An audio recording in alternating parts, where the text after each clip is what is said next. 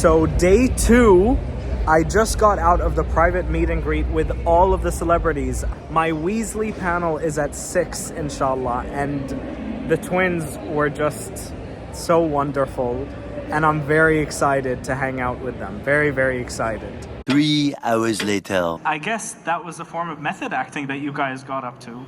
Exactly, that's what we used to say, yeah.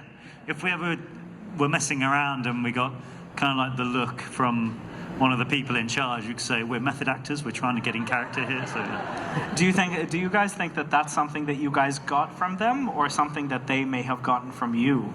I think probably, in hindsight, I got more from them. I think it was always in there somewhere.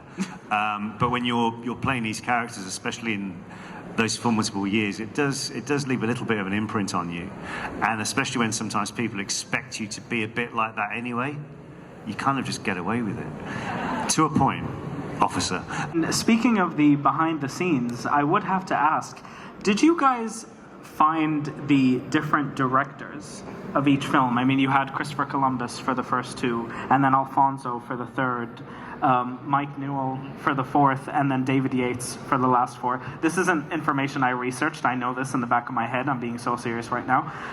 Did you guys have a favorite director, or one that you feel that you really grew with as performers? I think every director we had gave something different, which we were able to bring to the roles. Like obviously, Chris cast us. You know, forever be grateful for Chris Columbus for seeing, okay, there's Fred and George, you know. And then when Alfonso came on, we had a meeting with him before we started filming, and he wanted to talk to us about the roles and the characters and how they were. And he realised that we would cut each other up as we're talking to him. And he said, "What are you doing?" And I said, "We're just doing what twins do." And he started scribbling notes in the script, so that's why, especially you see it in the Marauders map scene, Fred and George are finishing each other's sentences off, and that came from a meeting with him. Mike Newell was just more and more pushing Fred and George to be mischievous, a bit anarchist to a point, and we did a lot of ad-lib work as well with Mike, which is cool. I know you read the book before, Deathly Hallows came into production. What was it like realizing that this was it for him? yeah, so I apologise if anyone's heard this story before, if you've seen any of the interviews that we've done, but so the way I found out that what happened to Fred, shall we say, so we were in Japan, and we were travelling around Japan, and I got my hands on the first English edition of Deathly Hallows, the book.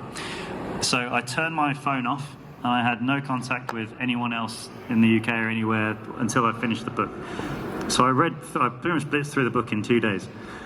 And I was on the bullet train, and I was reading the chapter which happens to Fred. And in that exact moment, the ticket inspector was coming down the train to get tickets for the train. So I'm reading it, and then I see what happens to Fred, and I'm shocked, like I think quite a few people were. But then I was shocked about how shocked I was, because I didn't realise how attached I'd become to the character at this moment. So I'm literally, so many things are going through my head at this exact moment. Meanwhile, I've got this Japanese ticket inspector tapping me on the shoulder saying, "Ticket, ticket, ticket." And I actually went, "Excuse me, mate, I've just died here. Give me a moment. I need to..."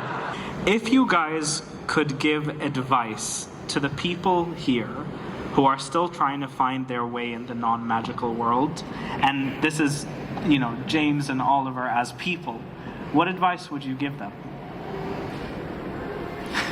Don't be like me. I just trust yourself and have fun. That's so to sum it up, the other couple, we were filming a travel series, and we did an episode skiing. And what I learned in Austria, where we were, was that black runs could mean any type of hard. So I ended up going down a very, very, very hard thing.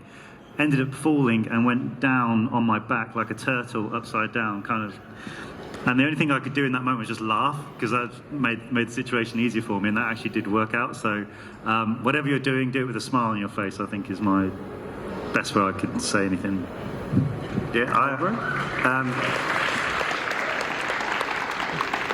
Two things. Most important thing is my life motto: be your best at what you do, whatever it is. Could be anything, but be your best at it, because if it doesn't quite work out, you gave it your best. Number one. Number two, if you're ever going on an aeroplane and it says backpack and a small bag, take a backpack and a small bag. My pet hate, you can tell I've been doing a bit of travelling, is people who get on with like 4 massive rucksacks and like take home. That's a buy rant. Be your best, that's what I say. So, 1, 2, 3. I solemnly swear that I'm up to no good. Perfect. And the answer is, we're always really well behaved. That's my defence and I'm sticking to it, that's it.